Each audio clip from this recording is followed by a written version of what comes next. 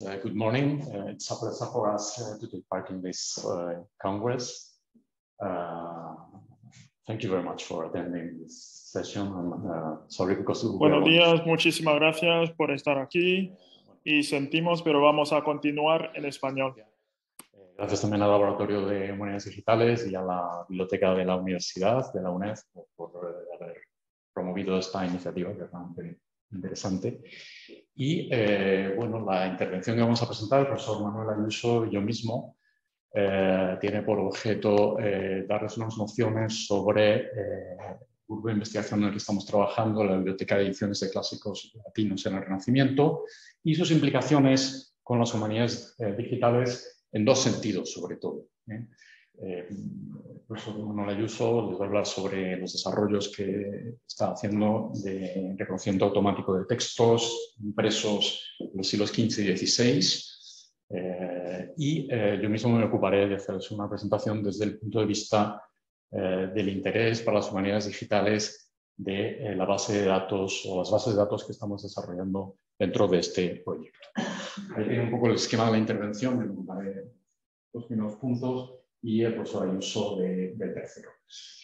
Como tenemos muy poco tiempo y nos han rogado que seamos extremadamente concisos, no vamos a hacer experimentación directa sobre la web, pero les invitamos a que consulten en el website y trabajen sobre las distintas facetas que ahí se presentan y en particular sobre los dos temas sobre los que vamos a hablar en particular hoy.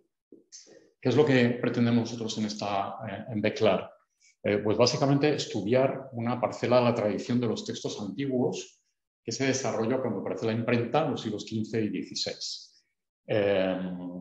Constituye un bloque de información, de materiales que tiene interés de distintos puntos de vista y para nosotros tiene interés sobre todo por tres asuntos. En primer lugar, por el valor patrimonial que tienen, es decir, como testimonios de lo que ha sido la realidad de la transmisión de los textos antiguos.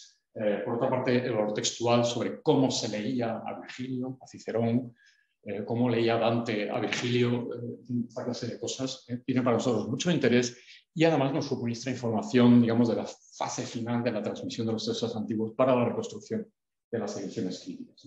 Y luego tiene un valor cultural también realmente interesante, porque gracias a este cúmulo, este patrimonio de ediciones, tenemos acceso a una de las vías de desarrollo de lo que viene a ser el humanismo renacentista en este periodo de una manera muy tangible, ¿no? Por eso nos interesa mucho estudiar aspectos muy concretos de cómo se lleva a cabo esta recuperación de los autores antiguos a través de esas ediciones, de esos testimonios y de lo que nos aporta. Hemos construido básicamente de momento una base de datos que está desdoblada en dos, el corpus de incunables del siglo XV y CECLE del corpus de ediciones de clásicos entre 1501 y 1600, de los cuales ya está en abierto la primera fase, de 1501 a 1550, y por lo tanto tienen perfectamente acceso a ello. Nuestra presentación aquí tiene mucho que ver también con el Congreso, porque como pueden ver un poco por la orientación que tiene este proyecto, involucra mucho, efectivamente hay una base de estudios científicos, filológicos, de crítica textual, involucra mucho a las bibliotecas, involucra mucho a los expertos en historia del libro antiguo y a los expertos en tipobibliografía, involucra mucho a los estudios de historia cultural, digamos, de este periodo, ¿no? Por lo tanto, esto nos ha permitido también desarrollar, desde los 12 años que lleva el proyecto en marcha, un equipo multidisciplinar que integra profesionales y expertos de estas distintas disciplinas, ¿no? También quiero decir que contamos. Yo no soy informático, Manuel tiene un background informático muy fuerte, pero lo que hacemos es trabajar con informáticos. Y esto también, quiero decirlo, está siendo una experiencia realmente formidable, porque efectivamente, como nos ha comentado Salvador al principio, uno tiene sus ideas sobre lo que es una cosa en su campo de estudio, pero cuando tiene que traslasarlo, convertirlo en una herramienta de esta naturaleza, como es una base de datos relacional, pues tiene que entrar en diálogo con lo que significan las categorías y los lenguajes informáticos, y eso ha sido para nosotros, pues está siendo una de las vías más interesantes de este trabajo. ¿Cómo está construida esta base de datos? Claro, Teniendo en cuenta los factores que les he dicho, nosotros hemos trabajado con la idea no simplemente de describir unas ediciones, no simplemente de estudiar filológicamente el texto que transmiten, o no simplemente de estudiar cómo se recepciona, sino intentar conectar estos tres elementos. Y que eso quede plasmado en las formas de consulta y de recabamiento de resultados de la base de datos. Esta operación ha sido clave, nos ha llevado mucho tiempo y también nos ha permitido una maduración a nosotros mismos de cómo plantear los datos y cómo plantear la información y al mismo tiempo cómo dar sentido a una base de datos de esta naturaleza para que sea realmente útil para un especialista. Es decir, quien va a consultar esto es porque tiene intereses muy concretos y muy determinados, ¿no? En ese sentido, lo que hemos intentado es que las búsquedas nos puedan orientarse desde distintos puntos de vista, ¿no? Y todo esto tiene que ver un poco con la creación de esta red de información y estructura de la información en la que subyace de alguna manera también una ontología de la materia, ¿no? Por una parte, hemos definido 3 objetos de búsqueda, de manera que el interesado puede orientar su búsqueda, por supuesto, de una manera general, pero si no puede orientar su búsqueda en función de ediciones, de ejemplares o de paratextos, como una categoría que, por ejemplo, nosotros veíamos que era realmente importante y que no está recogida, digamos, en herramientas, digamos, similares, porque exactamente como la que nosotros pretendemos no hay ninguna. Una base de datos de paratextos que permitiera integrar esa información con el resto de objetos de búsqueda. Al mismo tiempo, introducir una serie de criterios de búsqueda combinables que permitieran afinar mucho en el resultado al usuario. Eso bueno, tiene por debajo pues, un volumen de información importante. Tenemos ya 350 ediciones, cientos de impresores, más de 2.500 ejemplares de esas ediciones, 750 anotadores y poseedores, porque un aspecto muy importante de toda esta cuestión, como les decía antes, es todo el aspecto de la reflexión de lo que significa quién ha leído ese libro, cómo lo ha leído o cómo ha circulado. Estamos trabajando con más de 400 bibliotecas de todo el mundo que pueden consultar en la base de datos y, por ejemplo, tenemos ya insertos más de 1.200 paratextos del conjunto de las ediciones que tenemos, ¿no? Es decir, estamos trabajando en la parte científica por una parte y en la parte, digamos, de desarrollo conceptual para el usuario de la base de datos de manera muy paralela, ¿no? ¿Qué es lo que nos interesaba también con todo esto? Bueno, que el usuario fuera muy libre de plantear su acceso a una herramienta de esta naturaleza, a estas bases de datos, ¿no? Por lo tanto, puede trabajar con un buscador general, metiendo los datos que sean, incluso varios datos a la vez, que también ha sido un desarrollo muy interesante. Un buscador avanzado que nos permite orientar las búsquedas, o bien un menú lateral en el que puede ya desplegar ítems de información y penetrar en ellos, ¿no? Por eso para nosotros ha sido muy importante definir esos objetos de búsqueda, establecer qué criterios de combinación para la búsqueda avanzada son realmente pertinentes o pueden ser realmente interesantes para lo que nosotros pretendemos. Otro aspecto fundamental ha sido el que, digamos, de esta magma de información, el usuario pudiera recabar información no, digamos, en bruto, pero también estructurada. Es decir, que le permitiera obtener datos segregados de aquello que está buscando, a veces por ediciones, por bibliotecas, en fin, ahí hemos hecho un esfuerzo muy grande, creo que es una herramienta realmente interesante que les invito a que la consulten. Y por otra parte, la interrelación de la información. Todo está construido a base de enlaces que nos permiten conectar la información una con otra y con hiperenlaces sobre desarrollos que también hemos hecho en el proyecto, con las semblanzas de los poseedores y anotadores, de los personajes que intervienen, de los impresores, en fin, un volumen de información realmente formidable. Evidentemente, la opción para nosotros quizá más sencilla habría sido usar una plantilla, un modelo más o menos ya establecido para hacer algo de esto.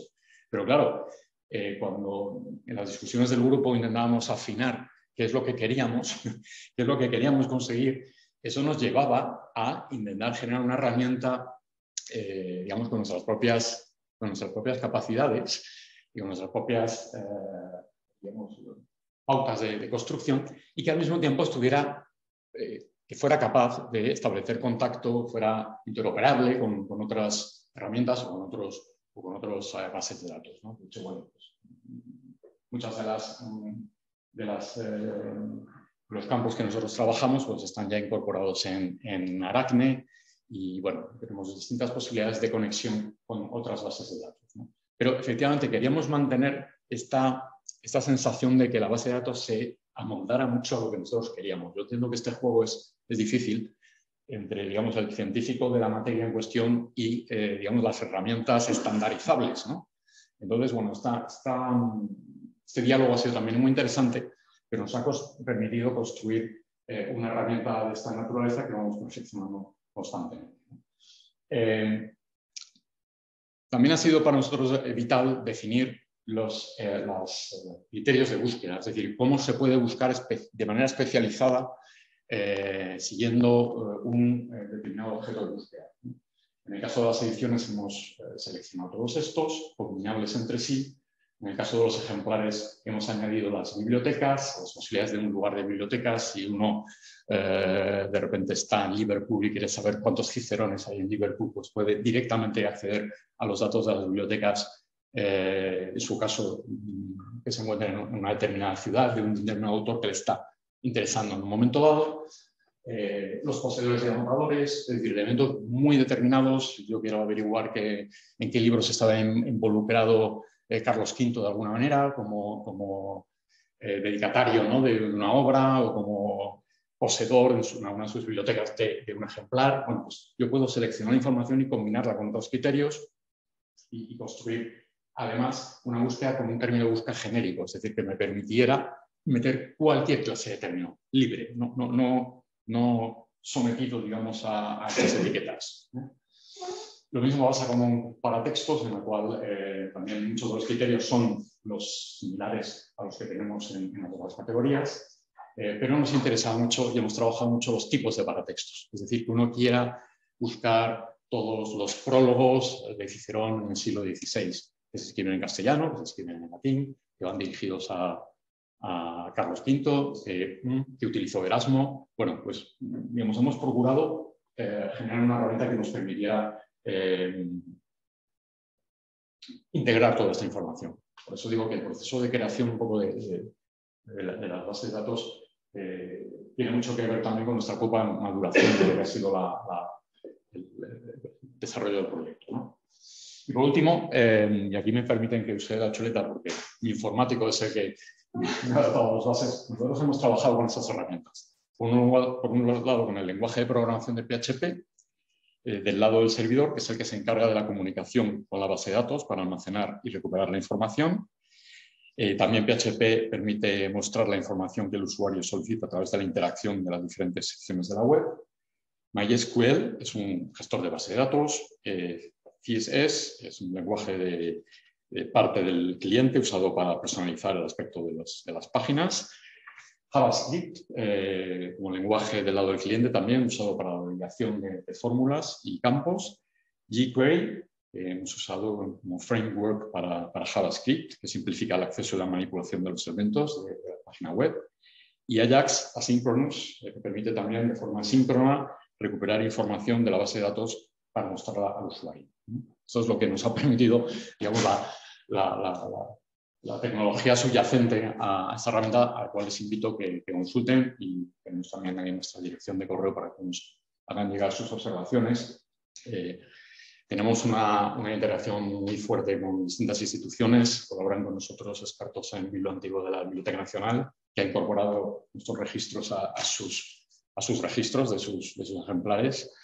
O el Gesamt Catalog de Berlín, que bueno, constituye para nosotros digamos, la base de datos de referencia sobre incunables en general de todo el mundo, ¿no? Pues para nosotros es un honor tener acceso a ellos, ¿no? Muy bien, y ahora les dejo con el profesor Ayuso para que haga la presentación de la segunda parte. Bueno, pues muchas gracias. Bueno, de lo que voy a hablar yo va a ser del reconocimiento de textos. Acabamos de ver que en BECLAR tenemos un patrimonio de textos bastante considerable, que probablemente son ya varios miles de páginas, y idealmente para un investigador pues, sería una cosa estupenda poder disponer de una transcripción exacta del texto. Habría abriría esta disposición pues, muchísimas investigaciones posibles. Esto es lo que normalmente todos utilizamos alguna vez, es la tecnología del OCR, es decir, transformar una imagen en texto. Y esta tecnología para los impresos modernos, pues podemos decir que es una tarea resuelta, un problema resuelto. Sin embargo, para los textos antiguos, anteriores a la prensa automática, del siglo XIX hacia atrás, pues los resultados son todavía pobres, aunque tengo que decir que todo esto está mejorando mucho en los últimos tiempos y, bueno, pues quizá dentro de unos años este problema también sea una cuestión solucionada.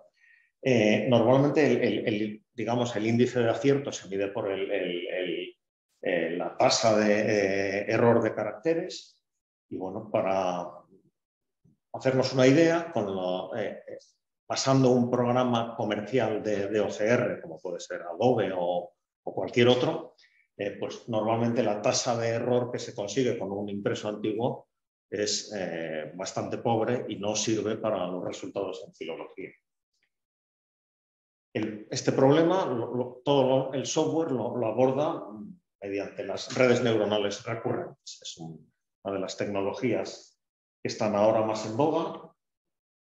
Y bueno, para ponerles un ejemplo, aquí tienen un fragmento de una página de una edición de 1521 y el resultado que obtenemos cuando le aplicamos un programa de OCR convencional. Pues, como ven ustedes, pues es inservible. Bueno, ya digo que todas las tecnologías que subyacen en los programas informáticos, en las aplicaciones para abordar este problema, tienen que ver con algunas de las cuestiones informáticas más en boga, de la inteligencia artificial, el machine learning, etcétera, etcétera. Y bueno, en concreto, para abordar justo el problema del reconocimiento de impresos antiguos, pues hay varias aplicaciones que yo les puedo presentar aquí ahora. Aquí tienen 4. Quizá alguno de ustedes las conozca: OCR for All, Transcribus, Scriptorium y Tesseract. Pero voy a empezar por la última. Tesseract es digamos, el motor de redes neuronales de Google y es, por ejemplo, el que emplea Google Books. Cuando descargamos el libro de Google Books y vemos una transcripción, normalmente esta es la tecnología que se emplea. Scriptorium y OCR for All comparten el motor de redes neuronales, es el mismo, pero Scriptorium yo no la he podido utilizar aún, es una herramienta que desconozco. Transcribus es la herramienta más popular y probablemente alguno de ustedes pues la conozca. Tiene ya un desarrollo bastante grande y una red de usuarios ya bastante considerable. Pero yo, sobre todo, la que más he usado, bueno, he usado mucho Transcribus, la sigo usando, pero les voy a hablar hoy de OCR for All, que creo que es una red menos conocida, una aplicación menos conocida. Bueno, antes de ponerles el ejemplo del uso de OCR for All, os quería comentar algunos de los pasos que hay que dar para conseguir, a partir de una imagen, a partir de un texto antiguo, al final el archivo que tenga un texto editable en el que yo pueda hacer búsquedas, etc. Pues bueno, lo primero, evidentemente, es la adquisición de las imágenes de las ediciones. A veces, cada vez más, las grandes bibliotecas del mundo ponen a disposición de cualquier usuario reproducciones de las ediciones, pero a veces pues es el propio usuario, el propio investigador el que tiene que ir a la biblioteca y tomar sus propias fotos. En segundo lugar, pues hay que preparar estas fotos de la mejor manera posible para que el resultado final sea mejor. Bueno, tienen ahí algún software, pero evidentemente el software de manipulación de imágenes es inmenso y no vamos a entrar en esto ahora. Después tenemos que cargar en los sistemas, en las aplicaciones de reconocimiento, las imágenes mejoradas. Transcribir el conjunto que servirá para entrar el sistema de redes neuronales, solo una parte menor, y todos estos sistemas ya cuentan con modelos previamente entrenados que nos permiten hacer una primera transcripción completamente automática sin necesidad de introducir ningún dato. Después crearemos esta transcripción manual y entrenaremos el sistema. Esta es una de las partes más importantes, más costosas desde el punto de vista informático. Una vez que hayamos entrenado el sistema y tengamos un resultado suficientemente aceptable, pues procederemos al reconocimiento y la corrección del texto. Bueno, yo sobre todo les voy a hablar de las partes, de los pasos 4 o 6 de este proceso, utilizando para ello este software que se llama OCR for All. Bueno, este software se instala, se puede instalar en varios sistemas, pero ciertamente está pensado para funcionar con Linux y se maneja desde el navegador, desde cualquier navegador. Bueno, aquí tienen un ejemplo de una de las ediciones que estudiamos en Beclar. Es una edición de Plinio de 1560. Bueno, y este es el aspecto de la pantalla inicial de esta aplicación. Bueno, no sé si lo he comentado, esta aplicación es de código abierto, está completamente disponible para cualquier usuario y funciona exclusivamente en modo local, en el ordenador de cada uno de los usuarios. Lo digo porque, a diferencia con Transcribus, Transcribus tiene una parte de los procesos que hay que realizar para conseguir el texto final, que funcionan en el lado del servidor, y otra parte funciona en el lado del usuario. Entonces, esto requiere inscribirse, requiere evidentemente estar online, y bueno, hay una pequeña parte, muy pequeña, pero que es de pago. Entonces, por ejemplo, para un proyecto con varios miles de páginas posibles de trabajo, pues también es un factor que hay que tener en cuenta. Bueno, pues aquí ya digo, tienen la pantalla inicial del software. En esta parte tendríamos el botón que despliega las distintas posibilidades y un resumen con las tareas que se han hecho con cada una de las páginas. Bueno, para poder hacer una transcripción, pues en primer lugar tenemos que tener una idea clara sobre qué tipo de transcripción queremos hacer. Si queremos hacer una transcripción diplomática, semidiplomática, normalizada, evidentemente dependerá de la finalidad de la investigación, pero el hecho de hacer una transcripción normalizada nos impedirá dar el paso atrás, mientras que desde una diplomática a una normalizada siempre se puede cambiar, al revés, este paso no es posible. Bueno, hay que tener en cuenta también el conjunto de caracteres que tenemos en el texto, el conjunto que se va a transcribir. Por ejemplo, en nuestro caso, pues muchas ediciones contienen bastante griego, bastantes líneas de griego, o pueden contener caracteres, pues no sé, astronómicos, musicales, etc. Por supuesto, las variedades tipográficas, y tenemos simplemente letra romana redonda o itálica o gótica, etc. Y una vez que tengamos escrita una especie de guía con las características de cada impreso, es cuando podemos proceder a la transcripción y al entrenamiento de la red neuronal. El resultado del entrenamiento produce un nuevo modelo. La aplicación tiene incorporados una serie de modelos que los están mejorando constantemente, añadiendo nuevos datos, pero para determinados impresos, pues estos modelos no ofrecen unos resultados completamente satisfactorios. Para eso está esta parte del entrenamiento, que es la parte más costosa, pero a la vez pues nos va a permitir conseguir un texto transcrito que sea útil para la investigación. Bueno, para hacer esta parte de la transcripción manual, es lo que en el lenguaje de la transcripción de textos se llama la ground truth, la verdad base, por decirlo en un término español. Esta aplicación cuenta con una herramienta que se llama LaReX, en la que, como pueden ver, tenemos en la parte central, en primer lugar, una imagen de cada una de las líneas de la página que queremos transcribir. En segundo lugar, tenemos una línea ya transcrita, que es la primera transcripción automática que nos ofrece el sistema con uno de sus modelos. Y en la segunda línea tenemos la versión corregida de esa misma línea. Como pueden ver, por ejemplo, aquí hay varias de las líneas en las que no ha habido que hacer ni una sola corrección y el resultado inicial ha sido correcto. En las líneas en las que hay que hacer alguna corrección, el sistema nos lo marca con este color naranja que pueden ver, por ejemplo, en alguna de las líneas. Tengo que decir que la corrección la marca para cada uno de los caracteres que ha sido erróneamente reconocido. Esto incluye, por ejemplo, los espacios en blanco.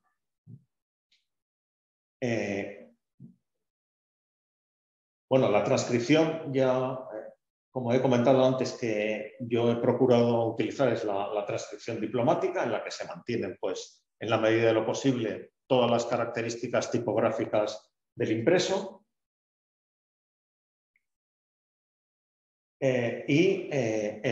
Además, en esta herramienta, en la herramienta LaRex, tienen en la parte de la izquierda una miniatura con cada una de las páginas que componen la edición, el libro con el que estamos trabajando, y en la parte de la derecha se contiene un teclado virtual para poder insertar en nuestra transcripción los glifos, las teclas, los símbolos que no están presentes en el teclado. Este teclado virtual es editable, se puede añadir cualquier carácter, cualquier glifo que nos haga falta para nuestra transcripción diplomática, siempre que esté recogido en el consorcio Unicode, que es el que regula la creación de nuevos caracteres, de nuevos glifos. Bueno, una vez que el texto producido es suficiente, se considera suficiente. Bueno, sobre esto tendríamos que hablar, dedicarle demasiado tiempo para saber cuál es la cantidad de transcripción suficiente, pero en fin, nunca es una proporción muy grande del texto que tenemos que transcribir. Volvemos a la aplicación principal de OCR for All y pasamos al proceso de entrenamiento, el training. En esta parte, la única cosa importante que tenemos que configurar es el modelo que vamos a usar de la red neuronal como base para entrenamiento de los nuevos datos. Una vez que lo tengamos elegido, el modelo, según las características de nuestro impreso, por ejemplo, hay modelos específicos para para tipografía gótica, otros para tipografía redonda, etcétera, según épocas, según textos. Elegiremos los modelos y lanzaremos el proyecto de entrenamiento. Este proceso puede llegar a ser muy costoso según los datos de entrada, según los requerimientos y, bueno, pues puede llegar a durar horas o incluso días según la complejidad del texto que tengamos para reconocer y también según las características del ordenador. Bueno, una vez que hemos conseguido el resultado, procedemos a hacer una evaluación de su calidad, a ver qué tasa de error es la que ha conseguido. Entonces, el proceso de evaluación se hace con el modelo recién creado y en esta parte central tenemos una consola que nos informa de los principales datos. Evidentemente aquí no lo pueden leer, pero bueno, nos da la tasa de error general del modelo y además nos da una lista de los caracteres que más errores han producido. Esto nos puede dar una pista muy importante para mejorar nuestra transcripción y a la vez también nos informa de una cosa muy interesante, y es que muchas veces los espacios en blanco son el error más numeroso, casi siempre. La experiencia que yo tengo es el error más frecuente y esto hace que en realidad para algunos usos la tasa de error en realidad sea mucho menor si no tenemos en cuenta estos blancos.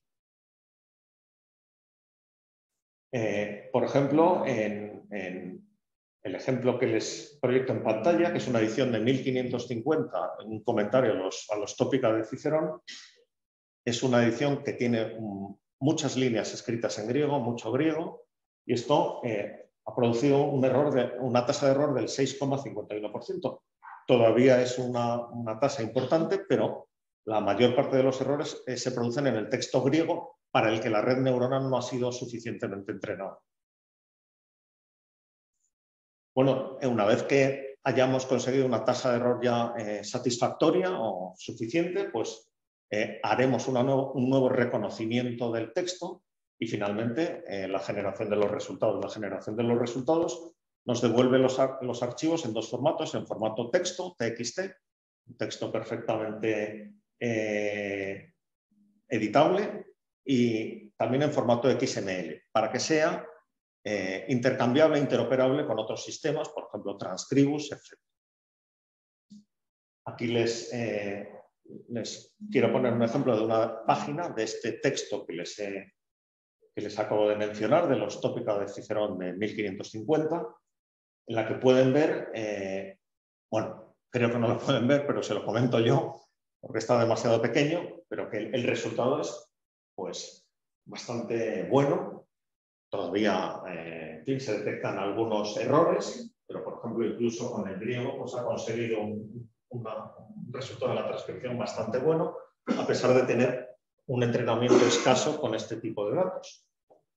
De manera que bueno, pues, con estas herramientas pues, pretendemos poder conseguir los textos con los que estamos trabajando para poder en fin, mejorar nuestras investigaciones. Pues nada más, muchas gracias. Si nos quieren preguntar ahora algo...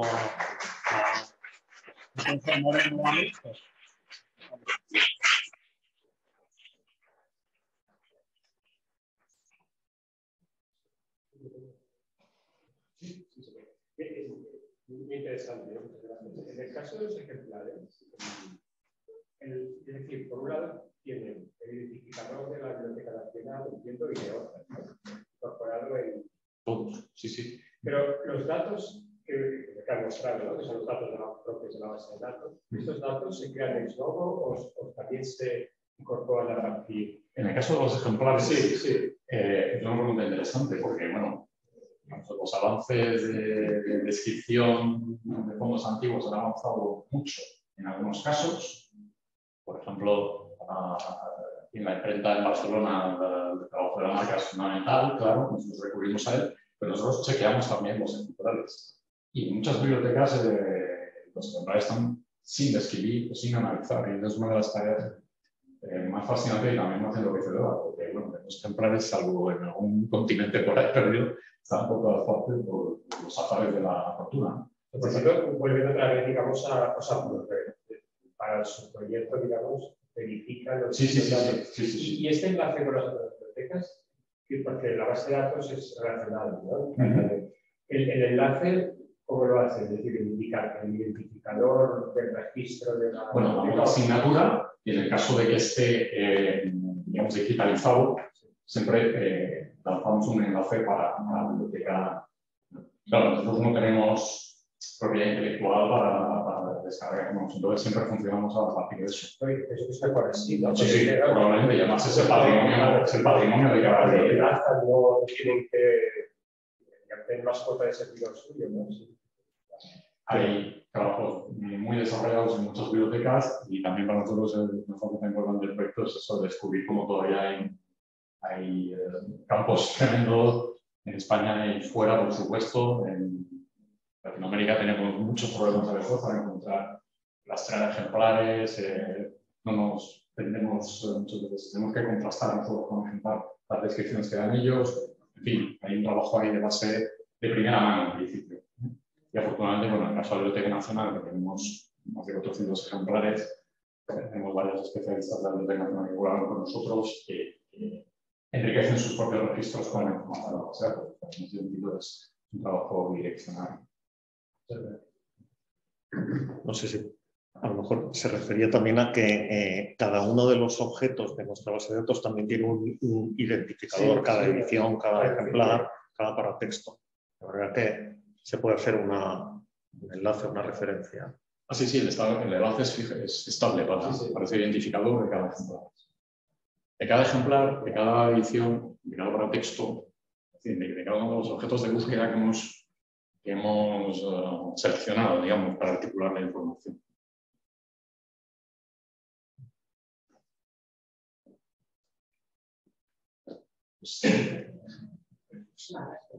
Gracias a vosotros.